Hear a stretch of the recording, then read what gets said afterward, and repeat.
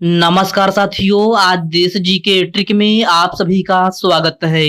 दोस्तों, इस वीडियो में मैं आपके एसएससी एमटीएस एग्जाम्स के लिए जीके जीएस का टॉप 50 महत्वपूर्ण प्रश्नों को कराने वाला हूं, जो कि आपके एग्जाम्स के लिए काफी ज्यादा महत्वपूर्ण रहने वाला है। तो साथियों, इस वीडियो को आप बड़ी ही ध्यानपूर्वक एंड तक जरूर देखिएगा। तो साथियों, आज का पहला प्रश्न है, असम का सत्रिय नृत्य निम्नलिखित में से किस आंदोलन से संबंधित है? ऑप्शन है लाल कुर्ती आंदोलन, भक्ति आंदोलन, कोका आंदोलन और ऑप्शन डी है मोपला आंदोलन। तो साथियों, असम का सत्रिय नृत्य जो है आपका यह है भक्ति आंदोलन से संबंधित है। राइट आंसर ऑप्शन बी हो जाएगा भक्ति आंदोलन। नेक्स्ट क्वेश्चन है, बजट भारतीय संविधान के किस अनुच्छेद में निहित है? इसका ऑप्शन है अनुच्छेद 106, अनुच्छेद 108, अनुच्छेद 124 और ऑप्शन डी है अनुच्छेद 112। तो साथियों, बजट जो है आपका यह है भारतीय संविधान के अनुच्छेद 112 में निहित है। राइट आंसर ऑप्शन डी हो जाएगा अनुच्छेद 112। ओके फ्रेंड्स, नेक्स्ट क्वेश्चन है, खानवा का युद्ध निम्नलिखित में से किसके बीच हुआ था? तो साथियों, खानवा का युद्ध जो है आपका यह है बाबर और राणा सांगा के बीच में हुआ था। राइट आंसर ऑप्शन ए हो जाएगा बाबर और राणा सांगा के बीच में। और साथियों, अगर आपसे पूछा जाए कि खानवा का युद्ध कब हुआ था, तो खानवा का युद्ध जो है 1527 ईस्वी में हुआ था। कब? 1527 ईस्वी में। ओके फ्रेंड्स, इसको आप अच्छे से जरूर याद रखिएगा। आपका नेक्स्ट क्वेश्चन है, जनगणना 2011 के अनुसार सर्वाधिक साक्षरता दर वाला राज्य कौन सा है? बिहार, उत्तर प्रदेश, केरल या फिर ऑप्शन डी है महाराष्ट्र। तो मेरे प्यारे साथियों, जनगणना 2011 के अनुसार सर्वाधिक साक्षरता दर वाला राज्य जो है आपका केरल राज्य है। राइट आंसर ऑप्शन सी हो जाएगा केरल राज्य। साथियों, वीडियो में आगे बढ़ने से पहले आपसे एक छोटी सी रिक्वेस्ट है, अभी तक आप वीडियो को लाइक नहीं किए हैं तो वीडियो को लाइक कर दीजिए।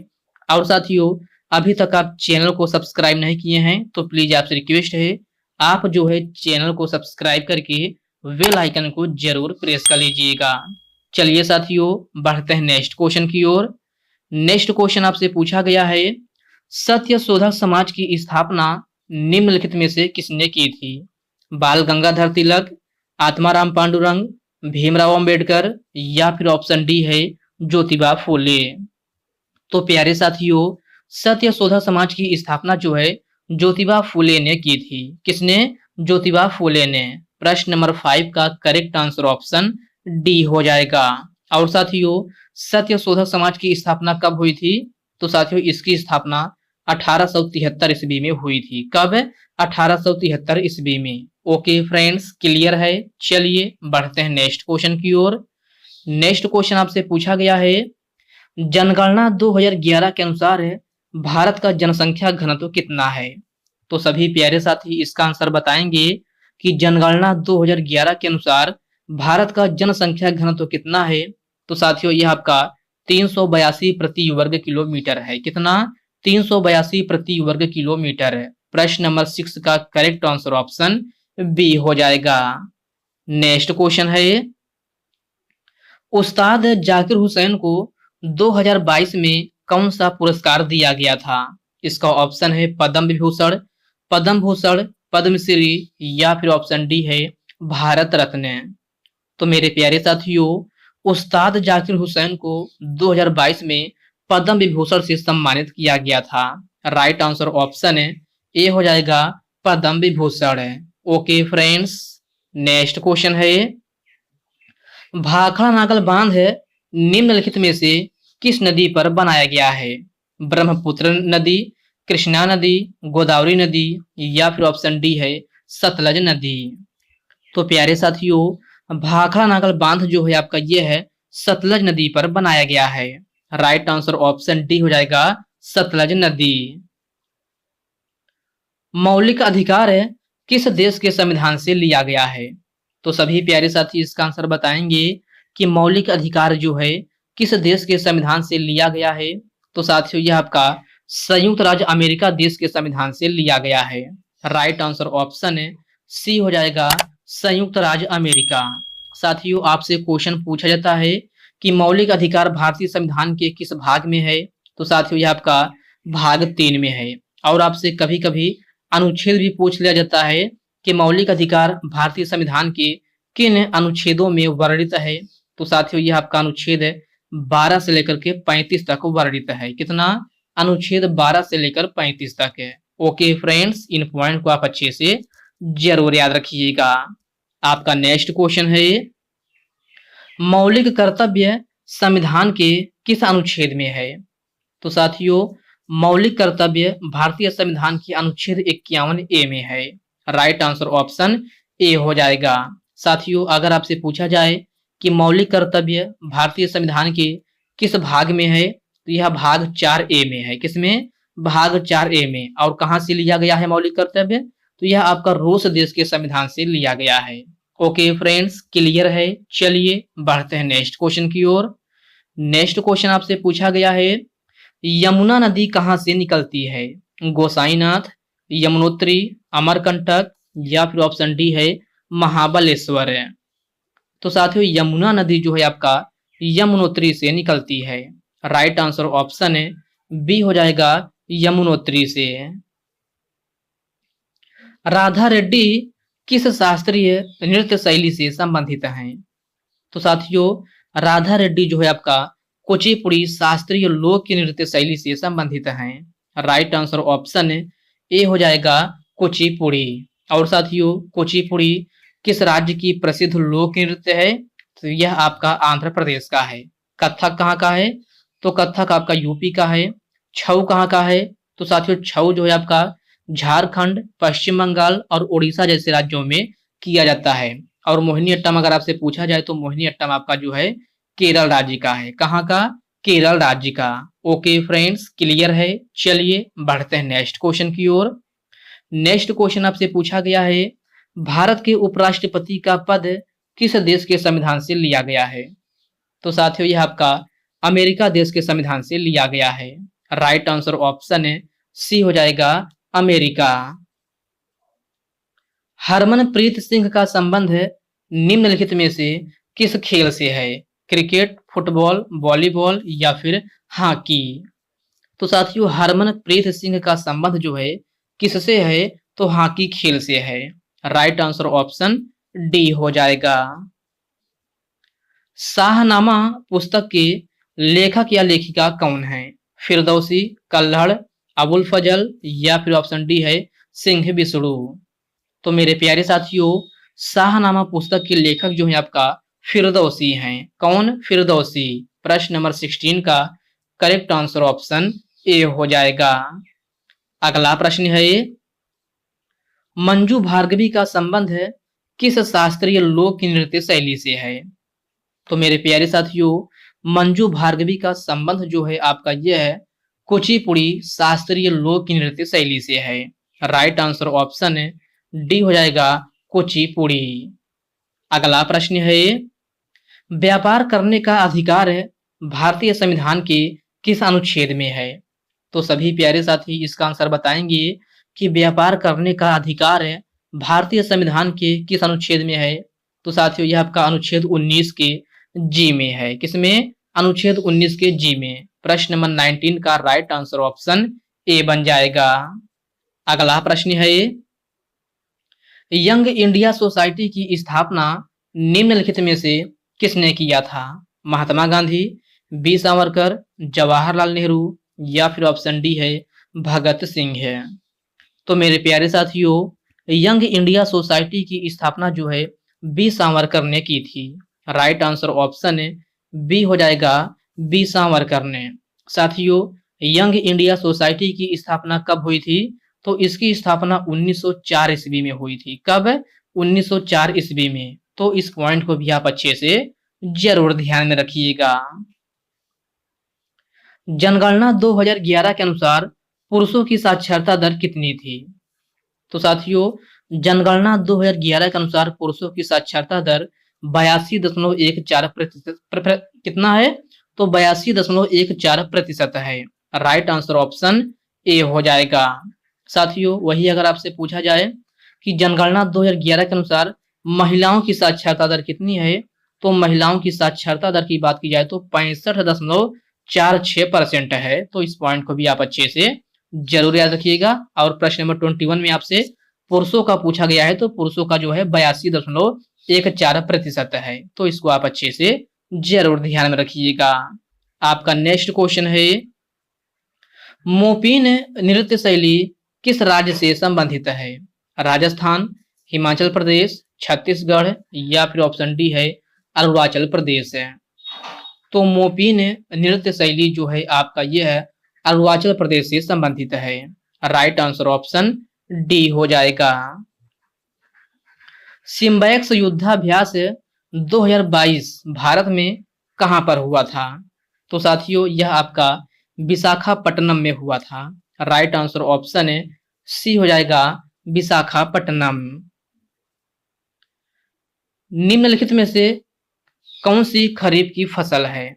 तो सभी प्यारे साथी इसका आंसर बताएंगे कि कौन सी खरीफ की फसल है। चावल, कपास, ज्वार या फिर उपरोक्त सभी। तो साथियों, खरीफ फसल के अंतर्गत चावल, कपास, ज्वार ये सभी फसलें आती हैं। तो प्रश्न नंबर 24 का करेक्ट आंसर ऑप्शन डी हो जाएगा, उपरोक्त सभी। रोशन कुमारी और शोभना नारायण का संबंध है किस नृत्य शैली से है? सत्रिया, कथक, भांगड़ा या फिर डांडिया। तो साथियों, रोशनी कुमारी और शोभना नारायण का संबंध जो है आपका यह है कथक शास्त्रीय लोक नृत्य शैली से है। राइट आंसर ऑप्शन है बी हो जाएगा, कथक है। ओके फ्रेंड्स, क्लियर है। चलिए बढ़ते हैं नेक्स्ट क्वेश्चन की ओर।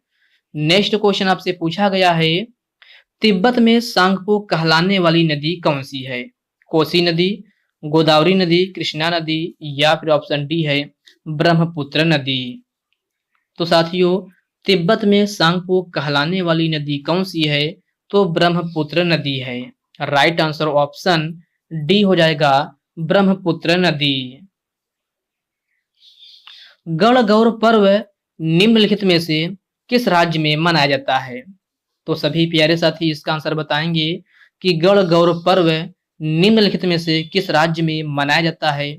तो साथियों, यह आपका राजस्थान में मनाया जाता है। राइट आंसर ऑप्शन है सी हो जाएगा, राजस्थान में। ओके फ्रेंड्स, इसको आप अच्छे से जरूर याद रखिएगा। आपका नेक्स्ट क्वेश्चन है, जल्लीकट्टू पर्व भारत के किस राज्य में मनाया जाता है? तमिलनाडु, महाराष्ट्र, गुजरात या फिर ऑप्शन डी है छत्तीसगढ़ है। तो मेरे प्यारे साथियों, जल्लीकट्टू पर्व जो है आपका तमिलनाडु में मनाया जाता है। राइट आंसर ऑप्शन ए हो जाएगा, तमिलनाडु में। Cracking the code my journey नामक पुस्तक के लेखक कौन है? तो मेरे प्यारे साथियों, आप बताना है कि cracking the code my journey नामक पुस्तक के लेखक कौन है? तो साथियों, यह आपका आयुष्मान खुराना है। प्रश्न नंबर 29 का राइट आंसर ऑप्शन सी हो जाएगा, आयुष्मान खुराना। नर्तकी नटराज का संबंध है किस शास्त्रीय लोक नृत्य शैली से है? भरतनाट्यम, कथकली, ओडिसी या फिर मणिपुरी। तो आपका राइट आंसर ऑप्शन ए हो जाएगा, भरतनाट्यम से। ओके फ्रेंड्स, क्लियर है। चलिए बढ़ते हैं नेक्स्ट क्वेश्चन की ओर। नेक्स्ट क्वेश्चन आपसे पूछा गया है, भीतरगांव मंदिर किस राज्य में अवस्थित है? मध्य प्रदेश, आंध्र प्रदेश, अरुणाचल प्रदेश या फिर ऑप्शन डी है उत्तर प्रदेश है। तो साथियों, भीतरगांव मंदिर जो है आपका यह है उत्तर प्रदेश में स्थित है। राइट आंसर ऑप्शन डी हो जाएगा, उत्तर प्रदेश में। उत्तर प्रदेश में कहाँ स्थित है? तो कानपुर में है। इसको भी आप जरूर याद रखिएगा। चार मीनार कहां पर अवस्थित है? तो सभी प्यारे साथी इसका आंसर बताएंगे कि चार मीनार कहां पर अवस्थित है। कोलकाता, कानपुर, हैदराबाद या फिर लखनऊ। तो आपका करेक्ट आंसर ऑप्शन सी हो जाएगा, हैदराबाद में। वर्ष 2011 आईसीसी वर्ल्ड कप का फाइनल मैच किस किस स्टेडियम में हुआ था?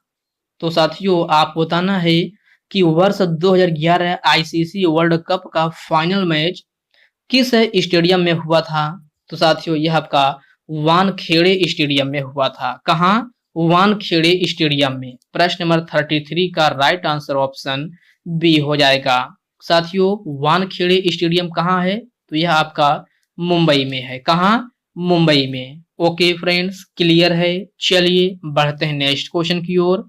नेक्स्ट क्वेश्चन आपसे पूछा गया है, बथुकम्मा त्योहार भारत के किस राज्य में मनाया जाता है? झारखंड, महाराष्ट्र, तेलंगाना या फिर ऑप्शन डी है छत्तीसगढ़ है। तो मेरे प्यारे साथियों बथुकम्मा त्योहार जो है आपका ये है तेलंगाना राज्य में मनाया जाता है। राइट आंसर ऑप्शन है सी हो जाएगा, तेलंगाना राज्य में। ओके फ्रेंड्स, इसको आप अच्छे से जरूर याद रखिएगा। अगला प्रश्न है, भजन सुपोरी का संबंध किस वाद्य यंत्र से है?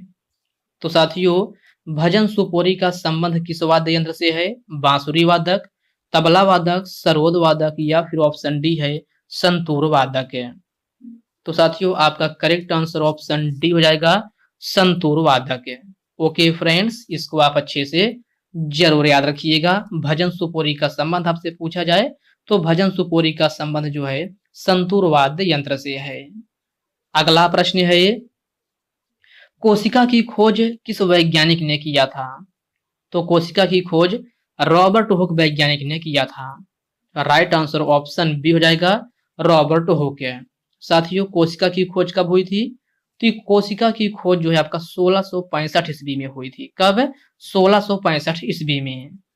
अगला प्रश्न है, उस्ताद बिस्मिल्लाह खान का संबंध निम्नलिखित में से किस वाद्य यंत्र से है? Very very most important question है, डबल स्टार मार्क जरूर लगा लीजिएगा। तो साथियों उस्ताद बिस्मिल्लाह खान का संबंध किस वाद्य यंत्र से है? तो साथियों ये आपका शहनाई वादक है। राइट आंसर ऑप्शन ए हो जाएगा, शहनाई वादक है। बृहदेश्वर मंदिर किस राज्य में अवस्थित है? तो सभी प्यारे साथी इसका आंसर बताएंगे कि बृहदेश्वर मंदिर किस राज्य में अवस्थित है। ऑप्शन दिया गया है गुजरात, कर्नाटक, तमिलनाडु या फिर ऑप्शन डी है राजस्थान। तो आपका करेक्ट आंसर ऑप्शन सी हो जाएगा, तमिलनाडु के तंजौर में स्थित है। कहाँ? तमिलनाडु के तंजौर में। अगला प्रश्न है, अलाउद्दीन के देवगिरी अभियान में किसने सहयोग किया था? ऑप्शन है नरसिंह वर्मन, मलिक कफूर, नुसरत शाह या फिर ऑप्शन डी है इनमें से कोई नहीं। तो साथियों अलाउद्दीन के देवगिरी अभियान में किसने सहयोग किया था? तो मलिक कफूर ने सहयोग किया था। किसने? मलिक कफूर ने। प्रश्न नंबर 40 का राइट आंसर ऑप्शन बी हो जाएगा।